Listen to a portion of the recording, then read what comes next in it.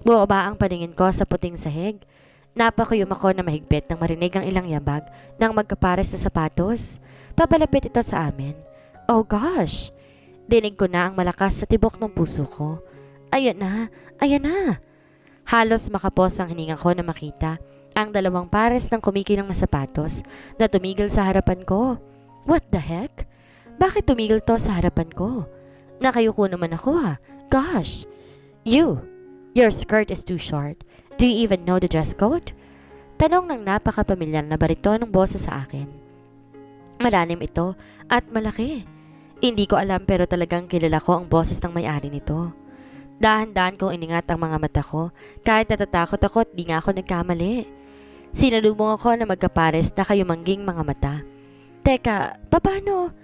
Paano naging si Lucas ang lalaking nasa harapan ko? Pumarte ang aking labi habang nakatingin sa kanya. Nasa gilid niya rin si Vincent at nakatingin sa akin ng malamig. Parang wala lang din ito kay Lucas. Change your skirt, understood?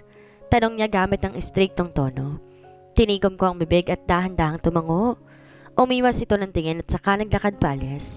It was like he don't know me. Parang may bumiga sa aking dibdib dahil sa nangyari. Mukhang hindi ito sanay kapag ganon ang treatment ng asawa ko. He was like that madman I saw yesterday. Napaisip din ako. Bakit ayaw niya ako ipakilala sa lahat? Why? Why does he need to keep me in the dark? Kinapa ko ang dibdib kong malakas ang kabog at ramdam ko ang pamamanhid. He never told me about this and I never also told him that I am working. Kaya ba ganun siya kanina kasi galit siya? Naglakad ako patungo sa bakery ng kumpanya para bumili ng kape habang wala sa sarili. Nakatunla pa rin ako at iniisip ang nangyari kanina. Ang gwapo ng boss natin. Alam mo ba halos dikit na dikit kaninang manager? Dinig kong chismis ng isang babae sa kasama niya. Lahat sila napangiwi at napasinghap. Kung iisipin, bagay naman ang dalawa. Sexy si Ma'am Leila at may pera din. Galing sa magarang pamilya pero piniling magtrabaho para sa sarili niya. Parang mas lalo ako nasaktan dahil sa sinabi ng isang babae. Totoo ang sinabi nito. Maganda at sexy si Ma'am kaya naman hindi nakapagtataka na marami itong manliligaw. Pero totoo ba ang sinasabi nila? Kung ganon, akala ko lang pala na may nin si Ma'am. Pero ang totoo ay may kalandian din pala. Miss, umalis ka na nga? Mukhang wala ka nang bibilhin pa, ang tagal mo. Reklamo ng isa. Huminga ako ng malalim at napatingin sa likod ko na marami ang pumipila. Pasensya na po ha. May Facebook po kasi rito at nagpa-enjoy ako sa pakikipag-chat sa Amerikano. Peke akong tumawa at umalis na bad trip. Magkasalubong pa ang mga kilay ko na pumasok sa department namin. Feel ko nga rin may namamagitan kay Ma'am Leila at Sir. Ano sa tingin nyo? Dinig ko kaagad ang pinag-uusapan nila. Kahit si Natalie sumang-ayon at nag-support sa pag-ship sa dalawa. Humanda ang Lucas na yan mamaya sa bahay? Malalakas ang pag-type ko sa keyboard habang inaayos sa mga reports. Nanggigigil ako. Nagdidilim ang mga mata ko dahil sa sama ng loob. Mukhang may bad day at first day ni Ganda. May problema ba? Umiling ako at ngumiti kay Thomas. Nakasama ko rito. Kahit tama naman siya. Savannah's POV. Sumapit ang gabi. Pumasok ako ng mansyon. Madilim ang buong paligid nito. Parang walang tao. Umangat naman kaagad ang kamay ko para imasahe ang bato ko na nangangalay dahil sa trabaho kanina. Having a job without my consent? Napatigil ako at halos mapatalon sa gulat nang marinig ang baritonong boses. Hindi na kailangan pang tanungin kung kanino to. Halata namang boses iyon na magaling kong asawa. I rolled my eyes and walked like I did not hear him. Like I'm not bothered with his dark, audacious presence, staring at me deeply. Narinig kong tumango ito at sinundan ako patungo sa kusina. Di naman masyadong madilim dahil may nightlights naman kaya kahit papaano, makikita mo pa rin ang taong kasama mo rito. Kumuha naman ako ng tubig mula sa ref bago humarap sa lamesa at inilapag ang bag ko. Kahit ba ang pagtatrabaho ko hindi pwede? Talaga bang hindi ako maaaring kumayod para sa sarili ko? I asked him. Alam ko namang malapit lang siya sa akin. Why would you work? I gave you everything you want in life. You can even have the world. Nakita ko na lumapit siya sa harapan ko. Nakapolo lang to at bukas pa ang 2 butones. Tsaka kahit ang buhok niya halatang magulo. Then I want to work. Can't you give it to me? Kahit kinakabahan, pinilit kong sabihin yon. Umangat ang sulok ng labi niya. Nakita kong nanlisik ang kanyang mga mata na parang demonyo. Nakarinig ng insulto at di matanggap na kaya siyang pantayan. Dahan-dahan siyang lumapit sa akin at unti-unti, hinawakan ng aking pisngi gamit ang kanan niyang palad. I rolled my eyes and softly slapped his hard chest. Hindi mo rin nasabi na boss ka pala ng kumpanyang yon. Gago ka? Ngumuso ko dahilan upang matawa siya. Mukha siyang baliw dahil kanina. Galit na galit ito. Ngunit ngayon nakangiti na ng malapad. I will allow you to work, but you know, the condition? Hindi ba tong oras para malaman ang lahat ng tungkol sa atin? I was about to say something but I ended up closing my mouth and smiled like it's nothing. Masakit na parang kinakahiya niya ako o sikreto ang relasyon naming dalawa kapag narito kami sa Maynila. Bakit ba? Bakit kailangan naming magtagu-taguan kapag nasa labas? Di naman sa gusto ko ipagsigawan, pero parang may mahigpit na sumasakal sa leeg ko at hindi ako makahinga kapag umakto kaming di magkakilala sa labas. How cruel! Pero kailangan kong tiisin kasi pinili ko naman to. Paulit-ulit na lang. Of course, I understand it. Ngumiti ako, tinilikan ng kanyang labi nang mabilis lang. I was about to walk away but he suddenly pulled, and in a flash he was now claiming my lips. My eyes slowly widened like it was my first time. But the way he was kissing me is a piece of an art, and I cannot get over it. Lumakbay ng dahan-dahan ang mga kamay niya mula sa leg ko, patungo sa bewang bago ko binuhat at pinaupo sa ibabaw ng island counter. Di ko alam ang sunod na nangyari, pero natagpuan kong sariling pinabilog ang mga braso sa leg niya. Sinundan ng galaw ang kanyang labi. Puro daeng at talinghing lang magagawa ko habang nakakapit sa kanya. Di na rin maintindihan ang buhok niya dahil sa pagkakahawa ko doon. The last time we did something like this is in the sea, and it was so freaking insane na wala ang pagkabirhin ko sa dagat. I want you so bad, baby. Tell me you like it. Tumatango lang ako at tumahalik sa noon niya. Pareho kaming pinapawisan kahit malamig naman ang gabi. You are mine, right? Umawang ang labi ko at kagad akong napahiga, kaya bumagsak ang ilang gamit sa island counter at tumikato ng malakas sa tunog pero wala kaming pakialam. Yes, I'm yours. Hinubad nito ang kanyang polo.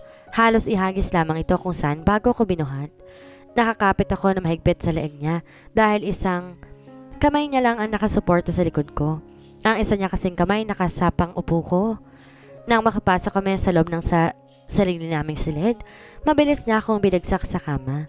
That was really good. Shit! Hindi ko inaasang makatulog ngunit nang magising ako, kagad ko siyang nakita. Savannah's POV. Going to work? Kaagad na tanong ni Lucas nang maabutan akong naglalakad. Patungo sa labas, dala ang bag ko at ilang folder na may importanteng mga papel. I looked at him and nodded. Lumapit siya sa akin at inayos ang hibla ng aking buhok. Mahina akong tumawa. Kinurot ang braso niya. You look beautiful. How about you don't go to work and let's continue what we're doing since last night? I promise, mas sasarapan ko pa. Kumindat siya, tinilang katawan kong mas lumapit sa kanya. I bit my lip and kissed him by licking his jaw softly. I would really love to, but I won't. Kasi gusto kong magtrabaho. Yeah, see you tonight. I love you so much. I gave him a flying kiss before I drove off the house. Muntik na ako malate kung di ko lang talaga naalala. May trabaho na pala akong tao. Dapat 8 AM pa lang nasa kumpanya na ako. Di na ako sumabay kay Lucas kahit isang kumpanya lang naman ang pinapasukan namin. Pero baka kasi may makakita pa at saka bagong gising lang naman siya. Mukhang mas napagod yata siya kaysa sa akin pagkatapos ng ginawa namin kagabi. Buwisit na lalaki. Feel ko nga namamaganggit na ako eh. Nang makarating sa kumpanya, kagad kong napansin ang pagiging abala ng lahat. Kahit ang manager hindi na ako nagawang batiin dahil may kinakausap to sa phone niya na mukhang importante. Lahat ng mga tagapaglinis ng kumpanya naglalagay na disenyong pink ribbon. Take note, yung malalaki at sinasabit sa mga furniture. Ano meron? Di naman sinabi ni Lucas sa akin na may parting magaganap ngayon. Miss, tabi! Sigaw ng isang bantay na makita ako sa gitna ng daan. Tinulak kasi nito ang kariton na may lamang red carpet sa loob. Nakakunot ang noo ko na naglakad patungo sa 4th floor, kausan ng department namin. Lahat ng mga kasama ko rin nakikita tong sumasabit ng mga pink ribbon sa paligid. Ano meron? Tanong ko kay Natalie pagkatapos ilapag ang bag sa lamesa. Umangat ang tingin niya sa akin mula sa laptop niya. Yan ba? Normal lang yan kapag darating ang asawa ng boss namin. Sabi niya at ngumiti sabay inom ng kape. Akala ko lang nabibingi lang ako, kaya naman napatawa ko. Asawa ni Lucas? Ako? Ano ulit? Asawa ng boss? Oo, yung taga-Italy. Nako, sikat na sikat na artista yun, hindi mo ba alam? Tsaka may interview siya yata ngayon or bukas? Hindi ko alam basta bibisita siya ngayon sa asawa niya. Hays, akala ko nga, wala nang dalawa kasi ang manager at boss talagang bet namin. Pero may asawa pala si boss hanggang ngayon. Kwento niya na nagpatigil sa akin. Ramdam ko ang panalamig ng katawan dahil sa narinig. Ano ang ibig niyang sabihin? Okay ka lang, Savannah? Bakit ka namumutla? Tanong niya, tinawakan ng kamay ko. I blinked my eyes and looked at her before I smiled and nodded. Oo naman. Wala ako sa sariling umupo ng upuan ko at halos hindi pa rin makagalaw. What the heck? Pilit kong pinoproseso ang utak ko sa sinabi ni Natalie kanina. Nako, gusto mo si boss? Okay lang yan. Talagang lahat naman kami may crush sa kanya eh. Kaso nga lang tanggapin na lang natin na may asawa ng tao. Dahil sa sinabi ni Natalie, hindi ko na napigilan ang luha kong lumabas. Mabuti na lang dahil hindi niya to napansin pero nakakahiya pa rin. Tell me this is just a joke. Tumayo ako at pinunasan ng luha ko bago ako naglakad patungo sa opisina ni Lucas. Kailangan ko siyang makausap. Hindi totoo ang sinabi ng lahat. Nasaan si Lucas? Tanong ko sa dalawang bantay na nasa labas ng opisina.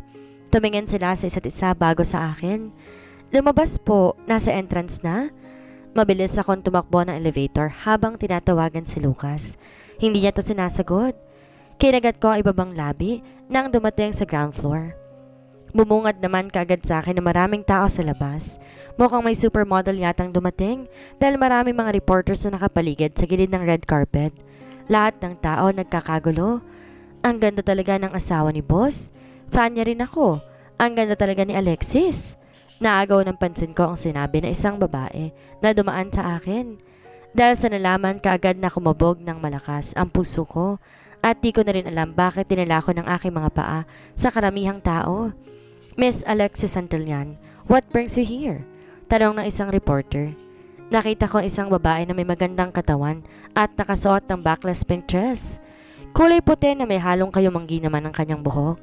Italian din ang kanyang aura. Well, my husband is here and I wanted to see him so badly. Kahit ang tuldik ng kanyang panalita, bagay na bagay sa kanya. Siya tindig niyang maarte at sosyal. Shit! Kinagat ko ibabang labi nang makita si Lucas na lumapit sa kanya.